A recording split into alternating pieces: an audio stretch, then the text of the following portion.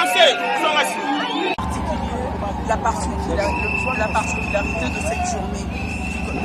La particularité de cette journée, comme nous avons commencé mercredi au cité Maman Mobutu, nous avons dit il y a un thème pendant ces 2 mois. Jésus-Christ est capable de guérir toutes sortes de maladies. Comme je l'ai dit la fois dernière, ça fait 1 année qu'il y a une maladie, coronavirus, qui est en train de terrasser. Même les chrétiens qui ont la foi faible, ils sont en train de se dégrader du jour au jour. Voilà pourquoi l'État est arrivé pour élever le nom de Jésus-Christ au-dessus de tous les noms. Parce que la Bible déclare, le livre de Philippiens, après qu'il a été souffert, après qu'il a vécu la mort, on lui a donné le nom qui est au-dessus de tous les noms. Afin qu'au nom de Jésus-Christ, tous genoux fléchissent et toute langue confesse qu'il est Seigneur. Voilà pourquoi sa particularité lorsqu'il était sur la terre, il y a 2000 ans passés, c'était de chasser les démons. Il a passé le temps pour guérir toutes sortes de maladies, même ressusciter les morts.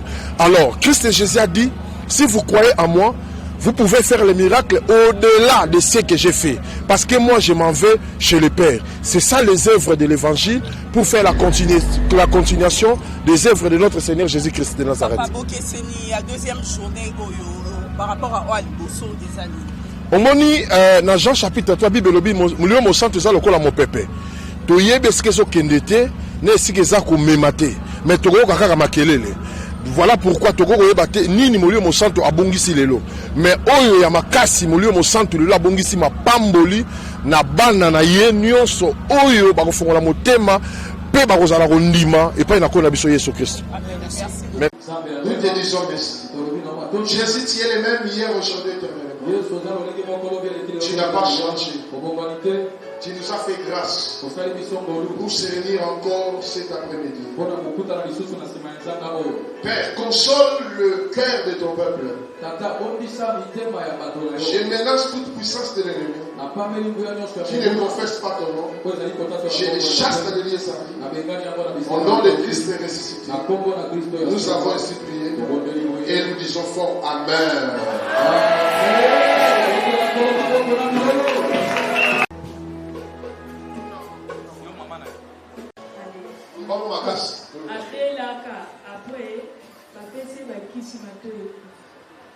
L'enfant est tombé malade et après avoir prescrit les médicaments, l'enfant est devenu sourd. Maman t'a invité hier. C'est un amour d'enfant. Mon enfant, je les vois.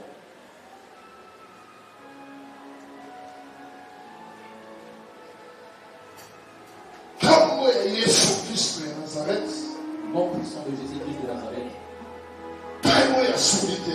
Toi, démon de sourdité. Je t'agis La personne et libérer le sommeil de cet enfant. Taille-moi les méningites. La personne Sors.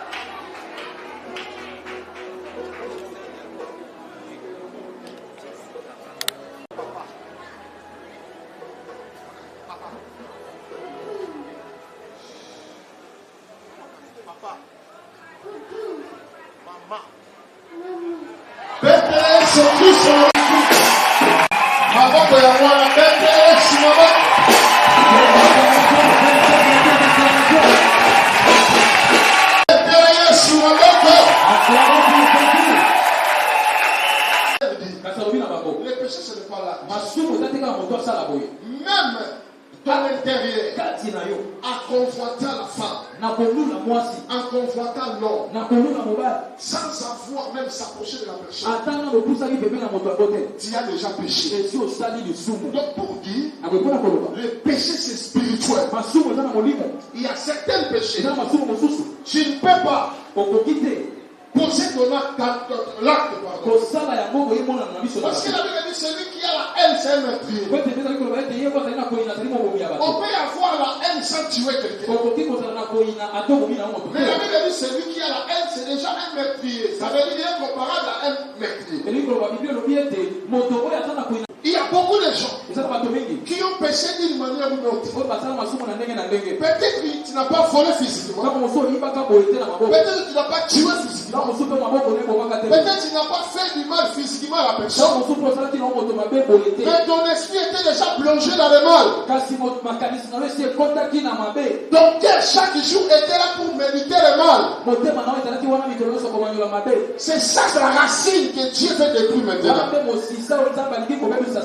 C'est ce que la Bible dit, celui qui le dit n'a pas un péché saint-menteur. Tu peux dire que je n'ai pas volé. Mais peut-être dans ton esprit, tu disais, j'ai envie de prendre cette chose. C'est déjà un péché. Donc sur ça, personne peut s'écarter à cela. Jésus dit, mon enfant, tes péchés te sont pardonnés. Et le pasteur qui était là, ils ont dit, comment cet homme, il peut dire à un autre homme que ses péchés se sont pardonnés. Nous connaissons un homme qui a la chair, il ne peut jamais pardonner les péchés d'une autre personne. Il n'y a que Dieu qui peut pardonner les péchés. Mais lui c'est un homme. Il voit un autre homme et dit à cet homme, mon enfant, tes péchés te sont pardonnés. Jésus, il connaissait les pensées de leur cœur. C'est ça la définition du péché qu'on est en train de dire. Le péché, c'est les pensées du cœur cachées. C'est ce que Dieu voit. Dieu n'a pas besoin de ton état physique. Ton état physique, il peut les résoudre à quelques secondes. Il peut te donner la solution sur comment faire des opérations dans le corps des gens. Ils attendent seulement l'ordre de la part du Seigneur. Parce que lorsque Dieu dit, et ils sont là pour exécuter sa parole. Moi je vais prier pour demander à Dieu. Et c'est Dieu va ordonner à ses anges qui sont en train de m'accompagner partout. Et il faut y entrer en action. Tout de suite. Voilà pourquoi je t'en supplie de ne pas rater ces moments. Oublie ta forme de tiara la maladie t'a donné. Pierre est guéri. Et tu reçois la prière d'aujourd'hui. Même si tu ne vois pas la manifestation de ton corps aujourd'hui, un jour dans ta maison, tu seras surpris lorsque ton corps sera guéri complètement. Il y a d'autres qui seront guéris maintenant. Les guérisons seront manifestées maintenant. Il y a d'autres personnes, ils doivent y arriver à la maison. D'autres personnes, ils doivent dormir et se réveiller. Ils se réveillent avec les guérisons. Il y a beaucoup de cas, des démons qui font libérer le corps des personnes. Je n'attends pas dans la main. Je n'attends pas dans la main.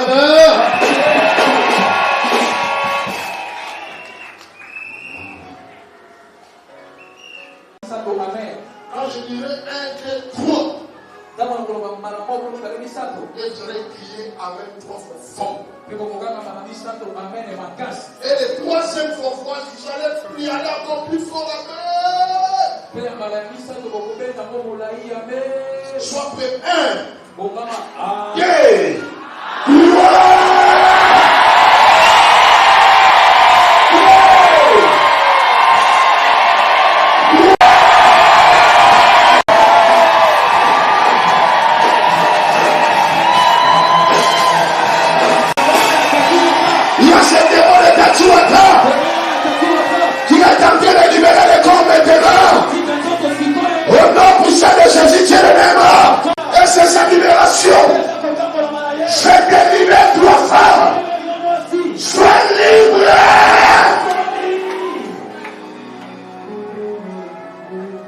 Dans la vie de cette jeune fille, apporte le feu. Toi, esprit de mari de lui, qui a tourmenté ce corps, qui a lié ce corps, ça, au nom puissant de Jésus-Christ de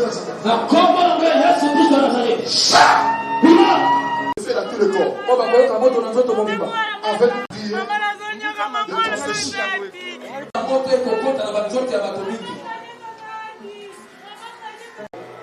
Je ne le savais pas. Mais c'est Dieu qui a décidé. Voilà. Il y a la puissance de mon Dieu qui a été partout. Chantons à tous les corps qui est envahi par les démons. Reçois le feu là où tu es. Je dis reçois le feu là où tu es. Reçois.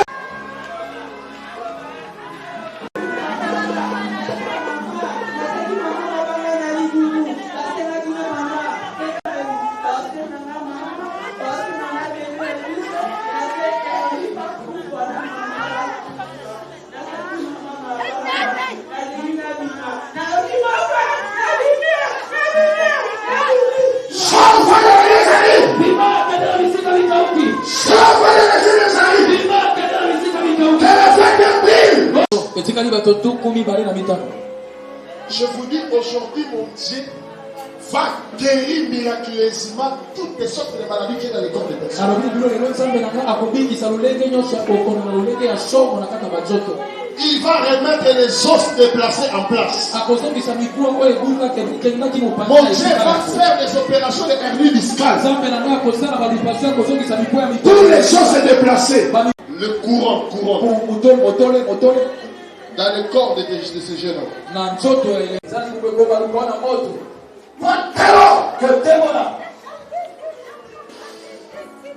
Au nom puissant de Jésus de je libère ce corps. Les intercesseurs venus ici commencent à prier, intercéder, c'est pas derrière.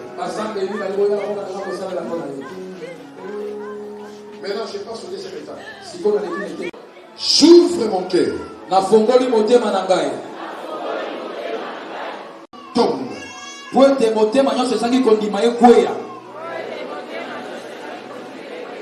Répétez encore pour que toute incrédulité tombe.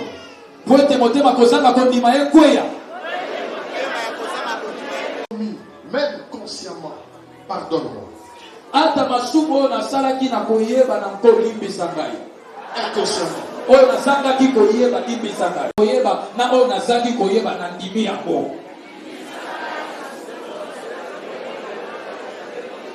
Je l'avoue. Je le confesse. Jésus-Christ.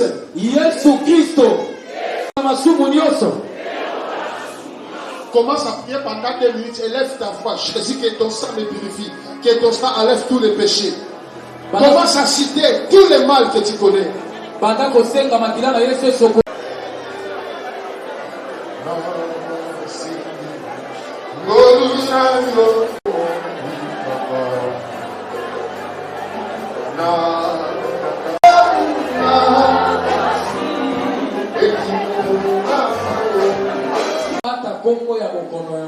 Que la maladie soit brûlée. Quel que soit le nom de virus soit brûlé. Quelle que soit la paralysie. Quel que soit l'avènement. Que les miracles s'opèrent à travers cette écoute dans les corps de toute personne qui est malade. Non, puissant de Jésus de pour les chaque intercesseur, vous allez commencer à prier pour les malades. Avant que vous priez pour les malades, tous les malades. Père, Tata, Dieu d'Abraham, Dieu d'Israël, ton nom c'est Jésus-Christ de Nazareth. Tu as sauvé lorsque tu étais sur la terre.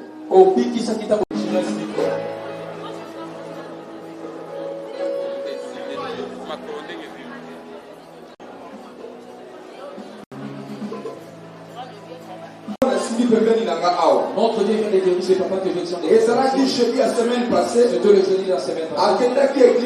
Il était parti à l'église.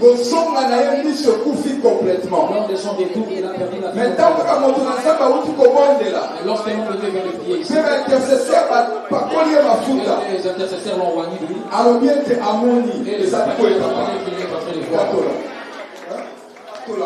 oyo balinza basali osikoyo nisulomi kufaki ngai lelo nabinakile nakwazana basi lelo lozala kulo wagambe nakufuli miso nazokumona kule yote Amen. biso simba ngai Zela. Miso yango ebikaki depuis quand? miso ekufaki esali ntango boni akale mokomi mbonga boni oyo miso ekufaki otalaki topekele ba 11 lobi oyo eleki na 11h nde miso ekufaki bandaki sikomona te Nani tamemaki apo mpe bato miso nazomona? nani amemaki ye awa Ndeko nde nani?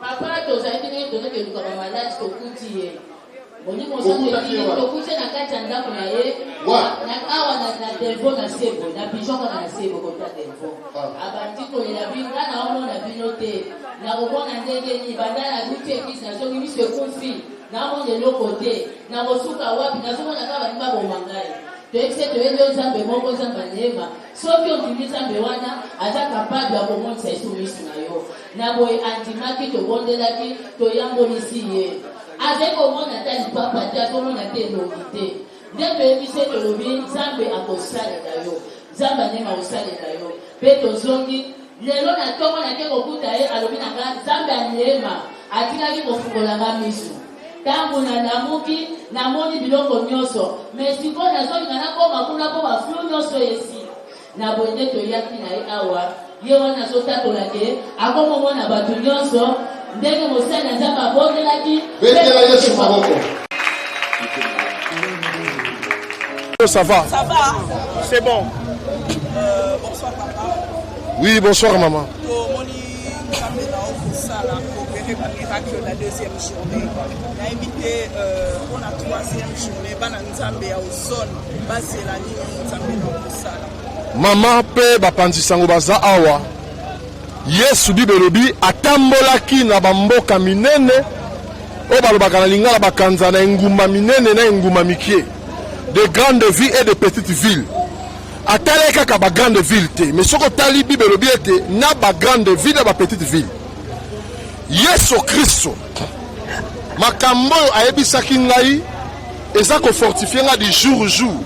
Na misala o loboko na yango eza ko sala na bandi bapanzisango bozawa na bato bazolanda na bilili eza ko fortifier ko loba ete na yokaki mongongo ya moto te, mais na yokaki mongongo ya nzambo ya salaki lola pe mabele. Oyo abengami na kombo ya Yesu. Bana ya ozone basatendre na au-delà oyo esalemi awa. Parce que Bible elobi na Jean chapitre 3 molimo eza lokola mopepe. Esike kouta na okende oyeba te kaka makelele nde koyoba. Nde Yesu ayebisaki Nicodème. Je pense que tozotambusa na mouvement esprit. Et puis bino bapanzisango na ba bazolanda biso boko remarquer. Au fur et à mesure toza ko avancer. Pour comprendre que dimension nguya na nzambe e bana ko mata likolo wana eza sini oyo le monga la pesi bino. C'est comme ça que nzambe agisaka na ndenge na motuna na yo olobi bana ozone basela ni basela au-delà Yesu Kristo oyo ayaki na mokili ça fait 2000 ans aza ya solo aza na bomoi kino lelo akeli boso kosala na basali na ye pe apakoli bango mafuta na mokili ya biso ya lelo soki kaka basali balongoli distraction balongoli ba polémique balongoli kotongana bakomona loboko ya nzambe.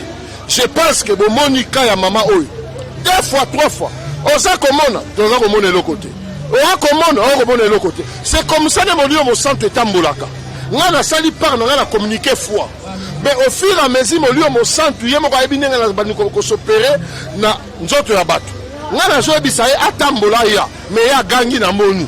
C'est comme ça que le Saint-Esprit agit. Maman naza koyebisa yo ti tokoma maluku tokoma bakongo okoyoka ndenge Kinshasa esopela moto na ba oyo babungisa ekondima na bango bakotatu ya susu Yesu aza na bomoi. Amen. Merci.